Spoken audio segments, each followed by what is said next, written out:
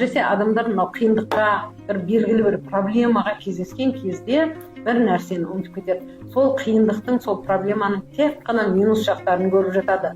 Шындап келгенде ол қиындық проблеманы беріп жатқан Аллах екенін, және ол проблемадан, қиындықтан шығаратын тек қана жаратушы иеміз екенін ұмытып кетеді.